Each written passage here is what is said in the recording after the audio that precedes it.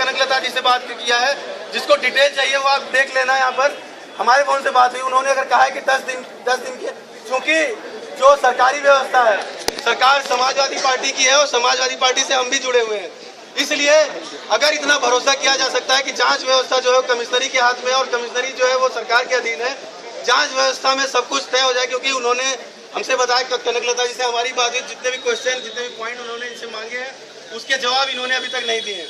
तो ये तो आप बता ही सकते हैं कि आप जवाब यहाँ से कब दे रहे, क्योंकि एक भी पॉइंट्स के जवाब इनके पास नहीं है। बिल्कुल बिल्कुल। और जो जांच है वो ट्रांसपेरेंट है, इसमें जरा सा भी कोई हीरा हवाली करेगा या जरा सी यहाँ के जो कमिश्नर है, यहाँ की जो जिनके हाथ में जांच है कनकलता जी की, अगर ये लोग जरा सा भी कोई चालाकी करने की कोशिश करती है तो सरकार भी हम लोगों की है, तो मुख्यमंत्री भी युवा यहाँ पर आदरणीय अखिलेश यादव जी से करेंगे और उनसे मांग करेंगे। यहाँ पर छात्रों के साथ घोर अत्याचार हो रहा है, उनका शोषण किया जा रहा है, और जांच में जो लोग लगे हैं वो भी गलत काम कर रहे हैं, वो भी चालाकी कर रहे हैं, चतुराई कर रहे हैं। तो कहीं से भी जांच पर कोई प्रभाव नहीं आएगा सरकारी। आप सरकार पर भरोसा कर सकते हैं, जांच पर भरोसा कर सकते हैं। कोई भी चालाकी करेगा तो उसके साथ, क्योंकि हम लोग का जो इतना बड़ा मॉब है, हम लोग खुद सक्षम है। अगर जांच रिपोर्ट गलत आती है और छात्र उसका विरोध करते हैं तो फिर हम लोग भी उस जांच रिपोर्ट को कह दिया जाएगा कि ठीक है, हमें जांच की रिपोर्ट मंजूर नहीं है, इसमें गलत हुआ है, इसमें जो कुछ भी जो चालाकी होती है जांच के दरमियान वो अगर हुई है तो उसमें हम इनके खिलाफ है और हम फिर अपना आंदोलन जारी रखेंगे। लेकिन स्वयं कनकलता जी अगर कह रही है कि मैक्सिमम, क्योंकि जवाब ये देंगे, जवाब जब वहाँ पहुँचेगा, उनके पास पहुँचेगा, तब वो उस पर एक रिपोर्ट तैयार करेंगे और वो शासन के समक्ष प्रस्तुत करेंगे, और उसमें अगर कोई दोषी पाया जाता है तो उसके ऊपर निश्चित रूप से कार्रवाई होगी, और जो भी गबन हुआ है, करोड़ों रुपए का, अरबों रुपए का जितना भी गबन हुआ है, वो रिकवरी करके छात्रों के बीच वितरित कर दी जाएगी।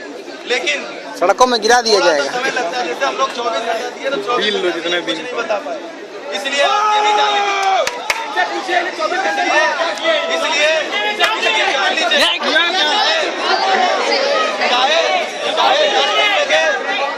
चाहे 10 दिन लगे या 1 महीना का समय ही मांगे या 1 साल का मांगे, ये अगर आप कर नहीं पाएंगे, ये भी जान लीजिए। इसलिए नहीं, वो पहले हमने कह दिया है कि अगर इस लड़ाई में शिकार अगर कोई एक छात्र या 2 छात्र या फिर मैक्सिमम छात्रों को अगर तो ये फिर लड़ाई ऐसा नहीं होगा, ऐसा होने भी नहीं दिया जाएगा। ये आप लोग दूसरी तरफ मत ले जाइए कि हमको इंटरनल मार्क्स नहीं मिलता, ये दूसरी प्रॉब्लम है। इंटरनल में जो योग्य होगा उसको नंबर मिलेगा, जो नहीं कर पाएगा उसको अच्छा नंबर नहीं मिलेगा।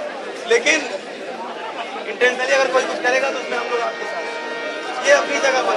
जो लड़ाई है वो फीस को लेकर, फीस स्ट्रक्चर देखिए, न सिर्फ IERT पहले कहे कि हमारी पढ़ाई व्यवस्था के खिलाफ है।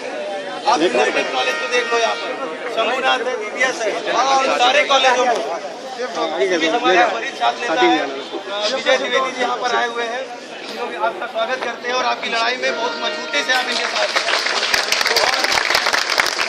विश्वविद्यालय की इलाहाबाद की छात्र राजनीति में बहुत ही महत्वपूर्ण भूमिका इनकी है, इसीलिए आपकी लड़ाई लगातार मजबूत होती जा रही है। आप लोग को घबराने की कोई जरूरत नहीं। हम ये कह रहे थे कि जो भी प्राइवेट कॉलेज है यहाँ पर, इंस्टीट्यूशन है, सब में लगातार फीस बढ़ा रहे, तकरीबन 12,000 रुपया प्रति वर्ष के हिसाब से एवरेज फीस बढ़ोतरी हो रही है।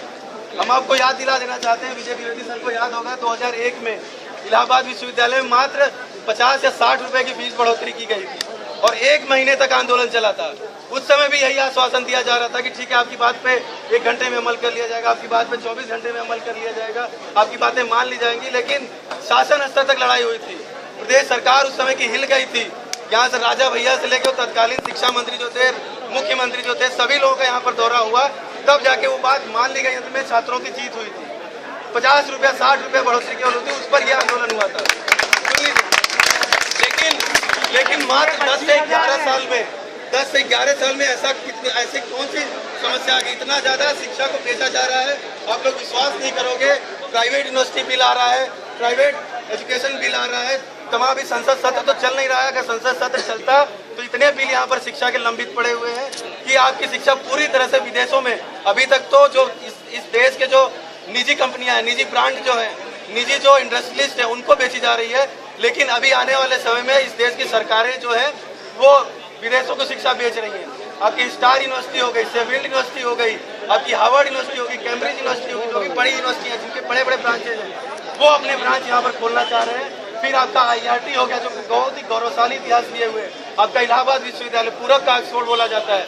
ऐसे तमाम इंस्टीट्यूशन का कोई मतलब नहीं रह जाएगा। उन्हीं के बगल में एक विदेशी विश्वविद्यालय का जो पूरी तरह से शीशों से, संगमरमर से, ग्रेनाइट से बनाई जाएगी। उसमें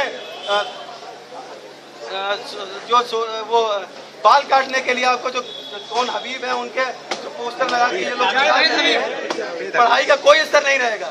वो दिखाएंगे कि यहाँ पर AC जिम है, यहाँ पर PVR लगा हुआ है, यहाँ पर बाल काटने के लिए बढ़िया जगह है, इसलिए आप यहाँ पर पढ़ने आइए।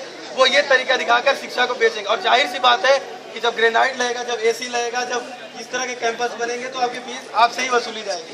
तो यही हमारा कहने का मतलब था। एक बहुत ही छोटे उदाहरण में हम आपको इस बात को कहना चाह रहे हैं कि सरकारी कॉलेज में यूनिवर्सिटी जब सरकारी हुई, एक सेंटर जब स्टेट यूनिवर्सिटी थी 2001 में, तो उस समय मात्र 60 रुपये फीस